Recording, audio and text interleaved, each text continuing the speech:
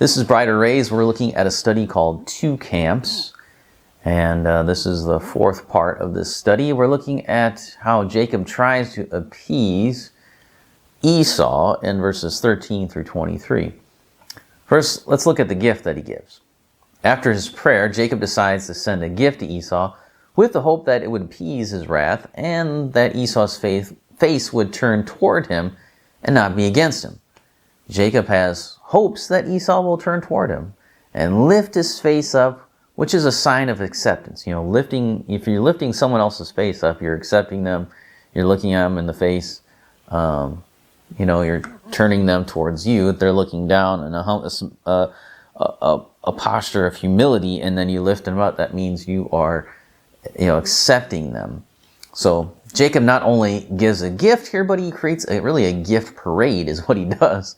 So he takes the goats, the sheep, the camels, the cattle, donkeys, and he gives a drove of animals to each group of servants. And each group of servants goes out, takes their group of animals, and they went to Esau with a space between them. So he's got like this parade going here. So he's got this one group goes out, they go meet Esau, then there's some time elapses, and then a next group comes up and they do it. So I don't know how far of a space.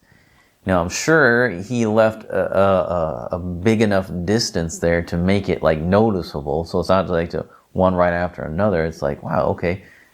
Yeah, that makes sense. So there's a span of time there between each group. So it's like this little parade of, not little, it's a pretty big parade of animals and these servants coming. So when the first group arrives, they gave Esau a message. They belong to your servant Jacob. They are a present sent to my lord Esau. And moreover, he's behind us. So he's saying, we're just a gift. We're not here to fight. We're not here to do anything else. This is a gift to you. And if you're looking for Jacob, he's back there. So, accept the gift. Don't destroy the gift. And, he's back there. He's behind us. And so the other two droves did the same thing. So they come up, hey, we're a gift from Esau. He's behind us. He's behind us. So Jacob prepares then for Esau's coming. And Jacob spends the night in the camp as the gift is on its way. And then sometime in the middle of the night, we're not told what time, could be, it's after dark, obviously. And Jacob takes Rachel, Leah, Zilpah, and Bilhah, and takes all of his children and everything else that he has left, and he sends everybody across the Jabbok River. Now, that's why we know where Mahanaim is.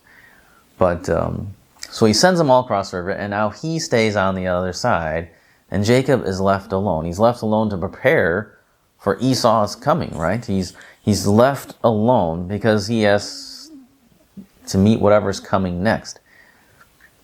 And I thought about this, sometimes in the past I thought, well, he's sending everyone ahead, so what, so they can die and he can get out? But I don't think that's the idea. I think he sent those things ahead saying, hey, everybody's behind me. Jacob's behind us. Don't mess with us. Jacob's behind us. We're a gift. We're not here for anything else. We're a gift to you, and Jacob's coming. And Jacob's behind us. So keep going. You'll find Jacob. And but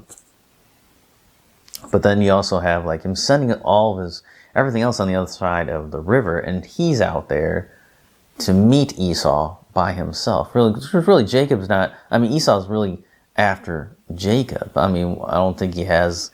We're not told that he has this bloodlust that he wants to murder everybody. The idea of the gifts, and then send the other two camps on the other side of the river, and he's by himself, so that when Esau does come, he's all by himself. There's no fight. There's no, he doesn't have a bunch of fighting men around him. He's in a posture of humility. He's in the posture of acceptance of what's about to happen. And so I think he's there because he sent everybody away to meet Esau alone against these 400 men. So it's really rather than what I used to assume that it was a posture of cowardice, I think it's a posture of humility and acceptance of what's about to come. And he sent those gifts saying, hey, he's behind us. And then he moves everyone away from him, sends them on the other side of the river. So he's on the other side of the river waiting for them to come, waiting for the men and Esau to come. and accept whatever happens to him. So I think that's what we see here. He's, afraid, but he is trusting that his gift and God will change Esau's mind. So, all right, well, that's the end of that part. So come back next time and we'll look at our conclusion.